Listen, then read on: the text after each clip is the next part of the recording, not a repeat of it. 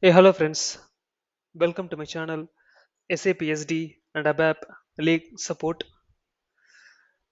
Let's continue with our discussion about interview questions. Okay, so whenever any job is getting failed, then how we should analyze that issue? This is the question that I have received.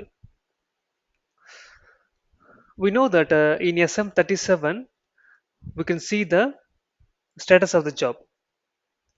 Let me go to SM37. So in SM37 we can see all kind of status: scheduled, released, ready, active, finished, and cancelled. So if you speak about only the cancelled, means it's a failed job. If I click execute, we see it has been cancelled in red, right? So in order to understand what went wrong, the first thing we should do is that either we should double click here and click this job log. Here we see that log on of the user in client 100 failed. In other words, we can select this particular job which is failed, then click job log. Either of the way, we can redirect to the same page only. So here we can analyze this issue. Okay, and you see the message type is A. A means abandon, termination of the program execution. And in case of any custom programs also getting failed, okay, in that case also with help of this message type and message number, we can identify where this error is coming from. So to see the program where this message number has been triggered, okay, just double click this message type and you see the message number 00560. So here the application area is 00 and 560 is the number. If I click this technical information, I can see those two data. Application area is 00, message number is 560. So now what I will do, I will open one more transaction SC91. So in SC91, I need to enter the application area under the message class input field. It is 00 and the number is 560. Enter this one here 560. If I click display, you see the message what we observed in the log job log. Okay, and if I select this one and click on where used list,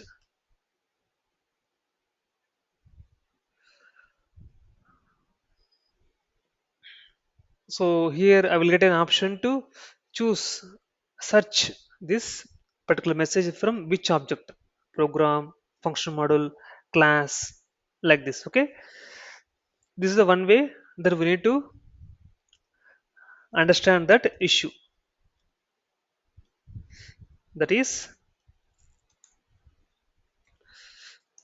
check the job log in SM37,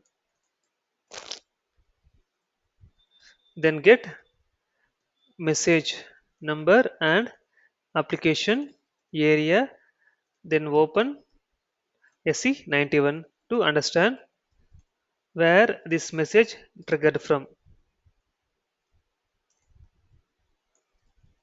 Okay, this is one thing. In some other cases, the error what we see here, if we double click here, it will redirect to ST22 dump screen. Okay, if I double click on the message, it will redirect to ST22 dump. So ST22 is the T code where we can see all the dumps in the system happened, all the dumps. Okay, this is the second way. Okay, if it is an billing batch job, Then we can use v dot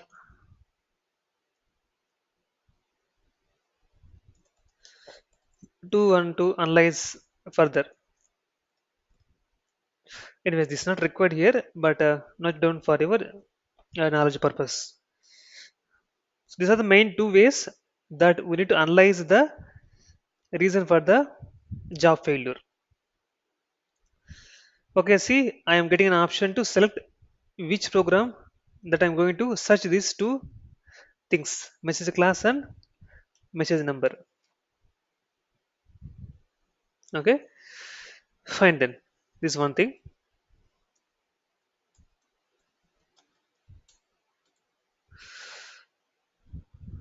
Okay, the second question is that what is pricing table in S4 HANA? We know that in ECC it's KONB, in S4 HANA it is PRCD underscore elements.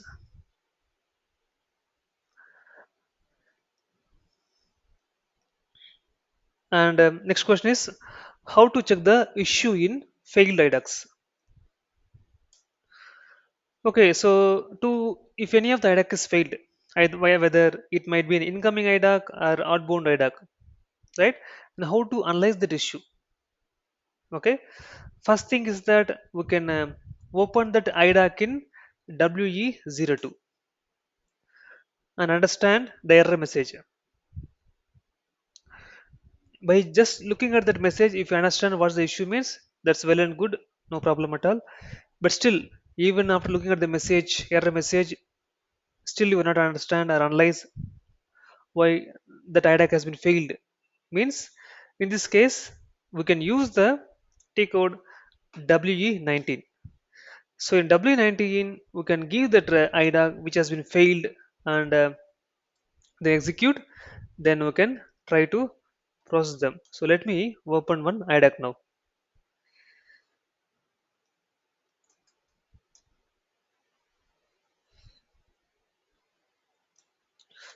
Okay. So use W19 to check the errors in IDocs. Okay, see, let me take one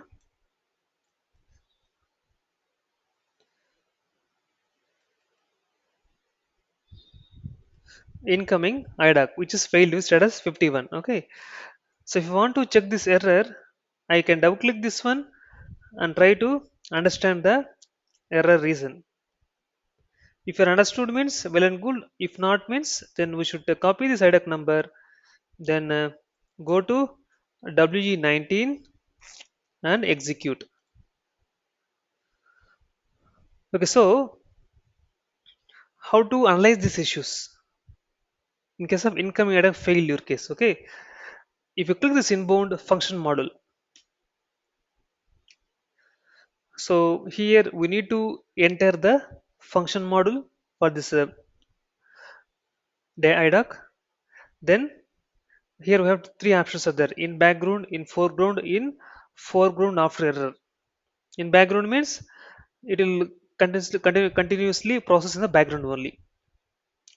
In foreground means it will happen in the foreground. So whatever system is trying to do in system, it will try to show us in front of us. Third option is that in foreground after error. That means whenever any error occurs during processing the transaction. For example, it's an order create interface, order create an IDoc. Then during creation of an order, if any error occurred means that time only this will stop. The screen will be displayed with the error message.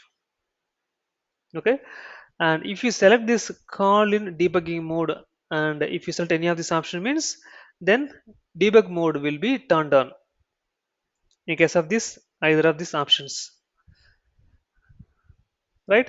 This is how we should analyze the inbound function model and understand where it is coming from. Okay, similar way also, let me take one outbound IDoc. Okay, it is an order response. Okay, let me copy this and execute. Select this standard outbound processing. Again, so here also we need to debug it. But if you compare the foreground inbound function model and outbound processing, we don't see an option to debug it, right? So in this case, we need to use that dialog box debugger, pop-up debugger from ABAP. Okay, we need to drag and drop that here and then debug it. So in W19, we can debug it. In case of any issues, analyzing that issues. And one more question here is that, okay, so there is a one issue in the IDoc. One field value needs to be modified. Okay, one field value needs to be modified. Then how can we do that? Right? So to do that, it's very simple. So if I open this in IDoc, and if you want to change any of the segment values, for example, I am going to change this bell and number. So double click here. Okay, double click this white icon. It's open this window. Now go to edit, process, and this one. Okay, you see the data record. We have option to go to change mode. So currently we are display mode. Okay. Now I'm going to change mode now. Change mode. Change. Enter.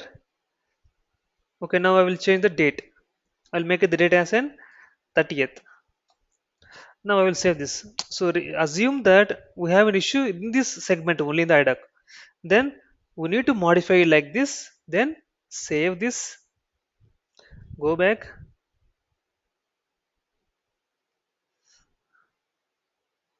Now we need to copy this IDoc. Then go to BD87. Okay. So and you see the status has been changed from 29 to 32. IDoc was edited.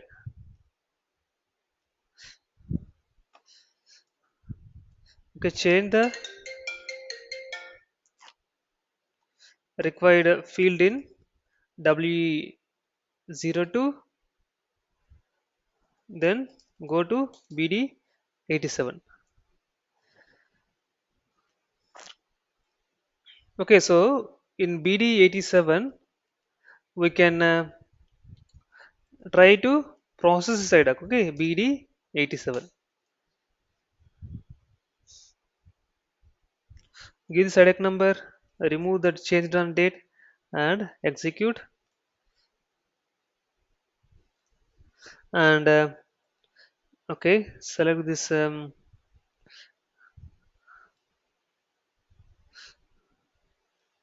Okay, then click process. You see, there is a report RBD again is getting triggered, right? And you see, the old status was 32, new status was 29, right? And let me open this in WE02. Let me go to W02, and if I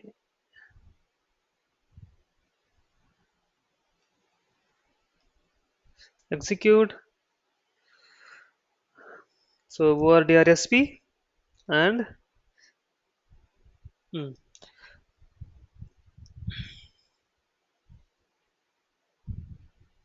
now it is saying it is successfully triggered now. So what it is saying 33 number. Hmm. So we need to understand one thing here. Okay. So in case of an outbound IDoc and reprocess it. Okay. In case of outbound IDoc processing in BD. 87. One more new IDoc will be created with status number as 33. And what we see here, this IDoc is saved as the original of the edited document. Okay, so it's the old data, it's a backup data basically. Okay, and so this is newly created IDoc, and we have tried to reprocess this only 1001 only.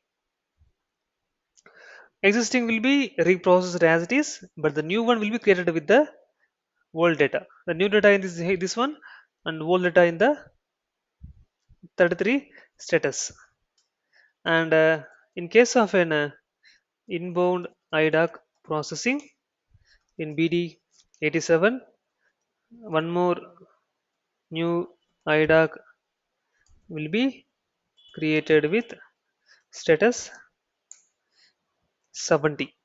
Is for is in case of an inbound IDoc.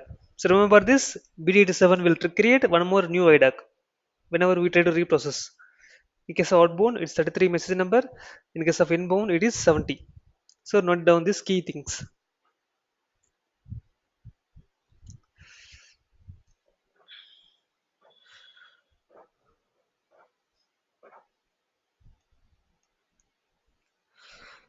Okay, so and there is a one scenario based question.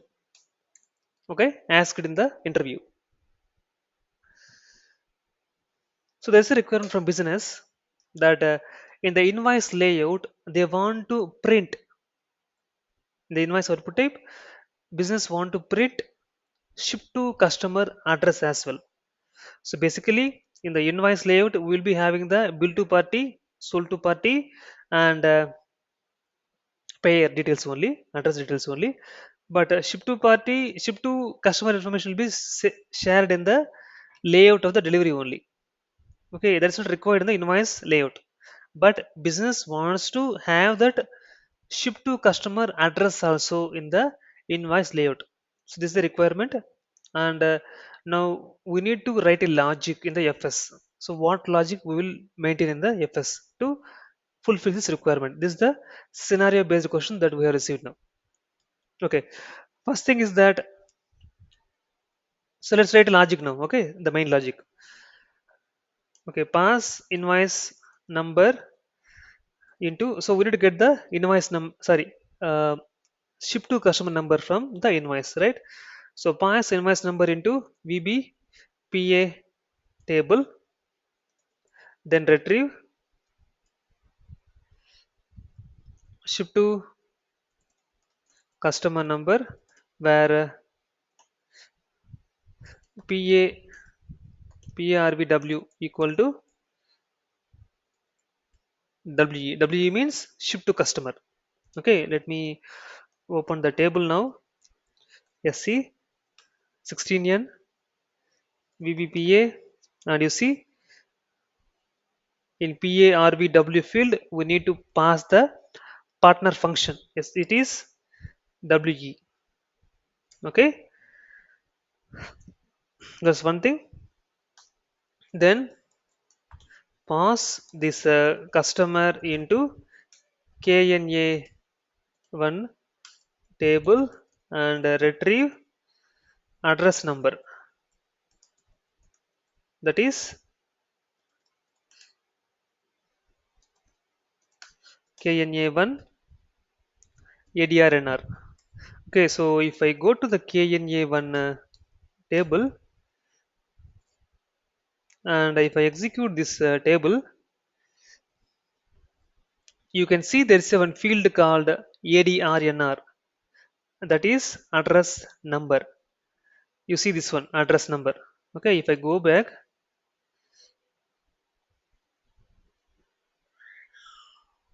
this is the field ADRNR. This is the address number we should retrieve.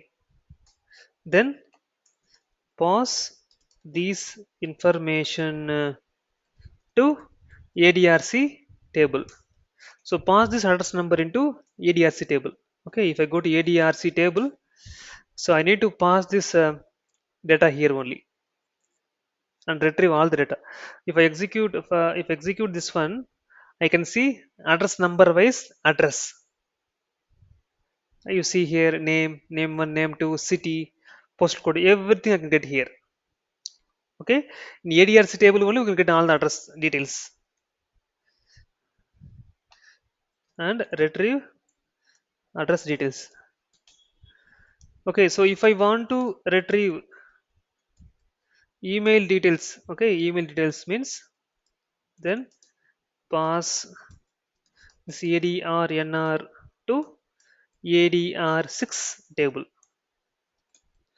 For example, if I copy few of the address numbers and if I go to the table ADR6 and if I mention this address number here, execute means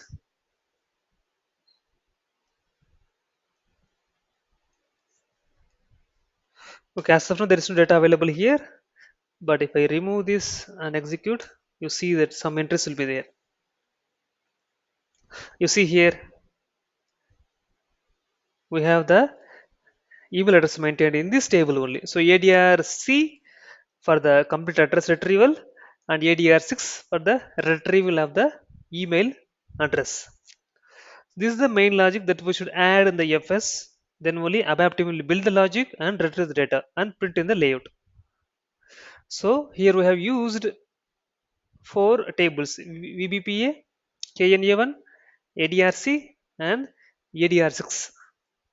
So to link between KNA1, ADRC, ADR6 is that the address number ADRNR. Remember this address number. Any object like sales office, sold to customer, ship to customer, bill to party payer, sales arg, company code, plant, anything. If you want to retrieve that address, then this is the same logic. No difference in that. Anyways, plant data we can't see in KNA1 table, but we can see in TW01W table, right? Then let's retrieve the address number from TW01W table. Similar way, sales arc level means TVKO. The TVKO table also we can retrieve the address number. If I put TVKO, you see here also we have the field ADRNR. So this field will be available in almost all the say arg element tables. Okay. So this is one of the scenario, and we need to spontaneously build up the logic and explain in the interview. Same logic we should add in the FS as well. Okay, friends. Hope this video will be very helpful to you guys. We can catch up in the next video. Bye for now. Thanks everyone.